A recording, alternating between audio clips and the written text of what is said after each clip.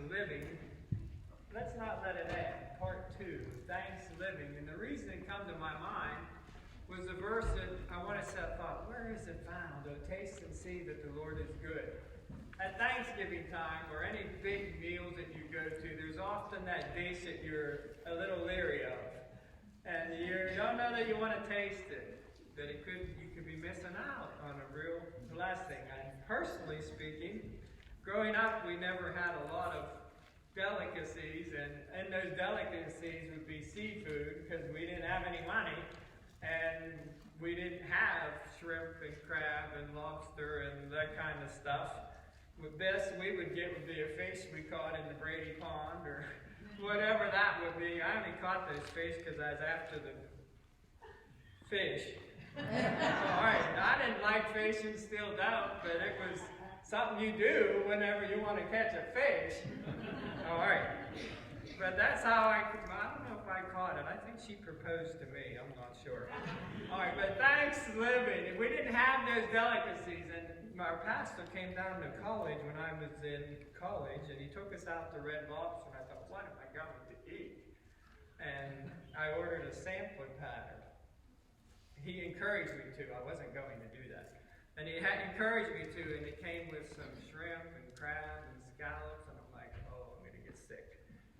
Oh, what I was missing out on. And since then, that always a delight, and there are great things to appreciate, but taste and see is something that you have to experience. Taste and see that the Lord is good. He always is good, all the time. It's whether we recognize it or not. And as we see Psalm 34, you see situations where David makes a problem, really. He made the problem himself, but God is still faithful. And that gives us reason to rejoice. And Israel was under the oppression of Babylon. And Isaiah prophesies that you're going to be able to bless the Lord, and you're going to be able to rejoice in chapter 12 by Isaiah, when Babylon would fall and the Messiah would come. Not only will you experience deliverance from your oppressor, the government, which was Babylon, causing havoc upon the Israelites, but you have a deliverance from your sin, and the Messiah was going to come. 400 years before Jesus came was that prophecy.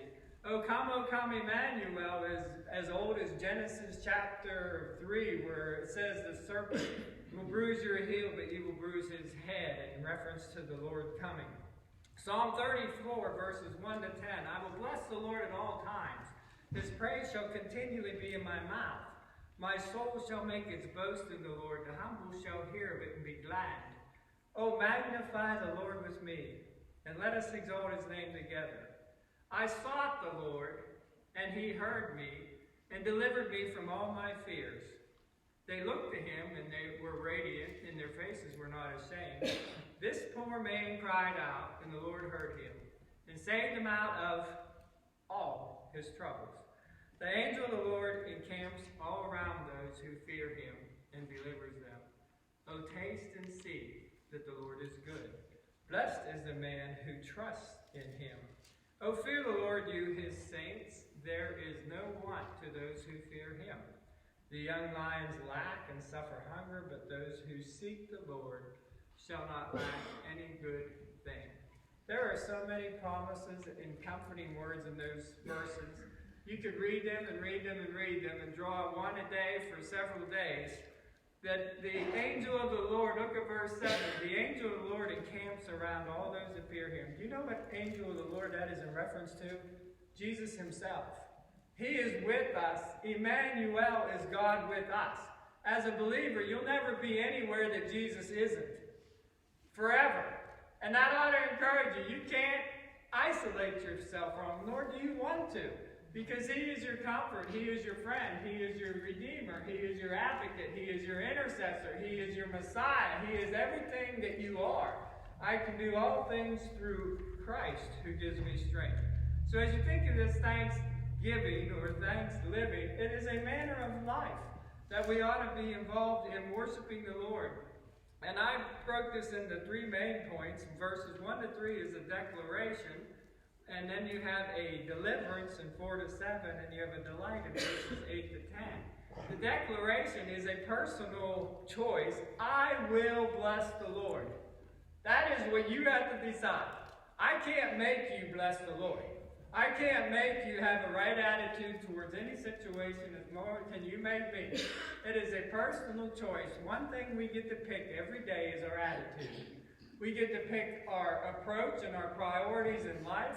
And you can have a miserable time and cause others to be miserable with you, or you can commit their ways unto the Lord and allow Him to work it out. I found it better to commit to Him the situation. It works out a whole bunch better than when I try to handle it or manipulate it in my ways, and it just turns into a mess. It's sort of like when you used to work with that. We used to make taffy as kids. And the more you mess with that, if you didn't have enough of Crisco or butter on your hands, it got really bad really fast. And especially if you weren't staying with the program, because there would be someone messing around and pretty soon it's here and there and in your hair. It was just not good. She knows, she experienced some of the same thing. But you know that whenever you decide to bless the Lord, it will be not only a personal choice. He makes this declaration. When was he going to bless the Lord? At all times. That's the nail in the coffin. At all times. It's easy to bless the Lord in church. When you have a nice Thanksgiving dinner, when things are going great, the car's not broke down, the kids are all behaving. That is easy time to bless. It's not so easy when the things get tough. But that's where the call to maturity is, to trust in Him at all times and to bless Him. There's a reason that situation is being allowed in your life. There are some things we have no control over. We're living in a time and frame where we have no control over a whole lot of things that are happening. But we know who is in control. And let me bring you down to that thing called fear. That fear is crippling. That fear is not of God, because God is not the author of fear. You do not have to be afraid when you are in His fold and when you are under His care and protection. I think of the song, He hideth my soul in the cleft of the rock. He will take care of you. It's a matter of those who trust in Him. As a verse that kept coming at the end of the messages, and I actually left it on this one, then thinking I did, because all I do is go into whatever that is, and erase the old one and put a new one in. And there it is. The fear of man brings a snare, but whoever trusts in the Lord shall be safe. Proverbs 29:25. Now, so you have an explanation. He will bless the Lord at all times, and not only at all times, continually. It's just a manner of life. That's what He does. So there's an explanation of His desire, of His personal choice to bless the Lord. What does the effects of that? When you bless the Lord, and when you are encouraging to others in the ways of the Lord, what does it produce? It says, the humble will hear it and what? Be glad. Do you know that that's contagious?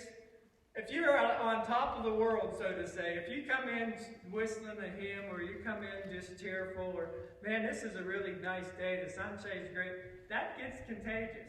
You also can come in and say, oh, Sunday again. What's he going to say? How long is he going to go? You know, if you want to change the dynamics, take on a bad attitude. Fill the car up with your kids and go out and say, this is a raunchy day, we're not going to have any fun, and see how that all goes. That'd be like you throwing rain on their parade, and it would be really bad. Attitude has a lot to do with it. So it affects those who are listening. The humble will hear and be glad. Our attitudes do affect others. So there's another admonition to do what is right. Then the encouragement is, what is it? He gives an invitation, then there's an inspiration. The invitation is, oh, magnify the Lord with me. Hey, join in. Isn't it great when someone asks you to join in? Ask Tom Sawyer. He knew how to do that. He'd give them all paintbrush, and pretty soon the project's done. You know, joint effort's a good thing. Not only is there an invitation, there's an inspiration. Let us exalt His name together. Wouldn't you much rather hear a choir than a solo? A lot of times. Especially if I'm giving the solo, or someone is giving it that, boy, the effort was nice. You know, or one of those times when you said, oh, you shouldn't have, or whatever. Oh, they're making a joyful noise. But you know, at corporate worship, there's nothing like it. Some of the best music you'll ever hear is when thousands of saints are gathered together singing a hymn.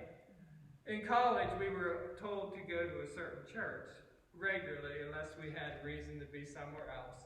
We skipped out once, my friends and I, and we went to the First Baptist Church in Jacksonville, Florida, mainly to hear the singing. When you have 10,000 people singing a hymn, it was breathtaking. The full orchestra, and you know, we were used to going to a church of 3,000 thinking that was really something. And when I said, hey, Mike, let's go skip out and go see First Baptist. He said, I'm with you. I said, we get kicked out, so what? There's other colleges to go to. You know, and we went to First Baptist in Jacksonville, and Dr. Lindsay was preaching, and Jerry Vines was the associate pastor, both great men of God. And we went there, and they were singing some of our favorite hymns, and it's like, can you imagine what heaven's going to be? This is like a fraction compared to millions of saints singing praises to the Lamb. I can't wait to hear it. All right, so you have a declaration, personal choice. Then you come down to the positive consequences that bring a public celebration. It reaches to the place of deliverance, verses 4 to 7. There is deliverance from three things: from our fears, from our troubles, and from our enemies. Let me tell you, we are living in a culture that is full of fear. They are motivated by, and that is what the retailer does to you at the checkout. Do you want to put an extended warranty on this toaster for $5? For 3 years, whatever it is, you know, it's, what are you afraid of? The thing breaking. They sell a lot of things on fear. They motivate us by fear. They isolate us with fears. I saw on the billboard in Indiana this morning, Tuesday, Indiana should prepare for 2 to 4 inches of snow. Well, that took all the toilet paper, all the bread, and all the milk out of every store in Indiana, so don't bother going looking. And I said to my wife, okay, 2 to 4 inches of snow in western Pennsylvania on December the 1st. Is that a shock? Are we going to die? You know, but the realistic thing of that, don't be people afraid, oh, I better stock up, because you know, when we get 2 to 4 inches of snow, my SUV with my big tires can't make it through that thing. You know, if I'm allowed, but that's what people do. They get secured on that fear thing, and they're losing their trust in the Lord. So he will deliver us from our fears. You see some 4 key words there? There is, I sought the Lord. He heard my prayer, and he delivered me from all my fears. If you're fearful today, you need to let the Lord deliver you from that. If you are afraid of dying, then you need to start living and not fear that, and find out the reason for that. And fear is a crippling thing. Fear of failure, fear of defeat, fear of rejection, fear of whatever fear you have, you need to commit it to the Lord, because he is not the author of that. He delivered David from all of his fears, and he'll do the same thing for us. And when you cry out to him, he will save you from, the next one is your troubles. Troubles, I look at that as real circumstances that you have no control over. You get into a trouble situation. You didn't plan on it. Do you think Moses planned on 2 million whining Israelites? Do you think David planned on the problems he faced with Saul, which is the context of this chapter? David had just had to leave the palace because of Saul trying to kill him. And Jonathan had just launched the arrow saying that my dad's going to kill you. And so David ran off to Abimelech, or whichever the dude's name was in 1 Samuel 21, and he lied, and he said, the king sent me here on a mission, and it was such a hurry, I couldn't bring anyone with me. And he got into a mess, and he lied. The whole thing was a lie. You know how he got out of the mess? He acted like he was crazy. He started just, slobbering all over himself and scratching the walls, but just acting like a crazy man. So the king said, get him out of here. And it preserved his life. Do you know what? Sometimes God delivers us from self-inflicted problems. and troubles. It just happens like that. So you have, he delivers us from fears, he delivers us from troubles, whether they're self-inflicted or not. And then lastly, he delivers us from our enemies. Do you know we have an enemy? The main enemy we have is the devil. And there are people that hate Christians because we are children of God and because we are children of light that exposes darkness. For whatever reason, there are enemies out there that can't stand the fact that you serve a God who loves you and cares for you. They don't understand it, or then they don't appreciate it. So there are those out there. The devil is your biggest enemy, but he is a defeated foe. Greater is he that is in you than he that is in the world. You can put your trust in that. So you are a deliverance from your fears, from your troubles, and from your enemies. The biggest consolation there is the angel of the Lord. He is with you. You'll never be absent from him. He is going to be your faithful friend. So you have a promise of deliverance. You have a declaration. And this third thing we bring is some delight. What are we going to delight in? Well, the word that keeps coming up is, you shall not lack. You shall not want. Psalm 23, verse 1. What shall you not lack? You will not lack any good thing. I think of the hymn, blessings all mine with 10,000 beside. That's great is thy faithfulness. Why are we so blessed? And what causes that? You see the first thing in verse 8a. Oh, taste and see, why are we so blessed? The Lord is good. If God considers a sparrow that falls from the sky, do you not think that he wants to bless his children? You can't read the scriptures and not see that his desire. He wants to bless. He wants to throw out his abundance and his healing and his confidence and security and all those things upon us, but what he wants from us is our heart, that we will love him and that we will trust in him and allow him to eliminate these fears and these worries and anxieties. So you have the one reason why there is a delight that he has is the Lord is good. Second thing is the last part of the verse, the Lord is trustworthy. Blessed is the man who trusts in him. I don't care how long you live, you'll never live long enough to see God fail. He will not fail you. He promised that. I fail not. And his compassions are new every morning. And he is consistent. He's batting 1,000 and he'll never miss. That's just how God is. He knows what you need. He will provide it. He will protect, and he'll take you to the end. Philippians 1:6. He that began a good work in you will perform it until the day of Jesus Christ. Whether that be by rapture or by you entering in his presence through leaving this earth. When you have your trust in him, you do not need to be afraid. You have this trust issue. The last thing is his availability. You can go to him often. You see that in verses 9 and 10. You know that those who seek the Lord will not lack any good thing. Sweet Hour of Prayer is a song that we sing, and few of us do that. But we need to seek him. You have not because you ask not. He wants us to go to him with our needs and our concerns and our failures and our anxieties. When you trust in the Lord, you will not be entrapped in the snare that man brings and the temptations and the evil that the devil will bombard you with. And I conclude that with Proverbs 29:25. The fear of man brings a snare, but whoever trusts in the Lord shall be safe.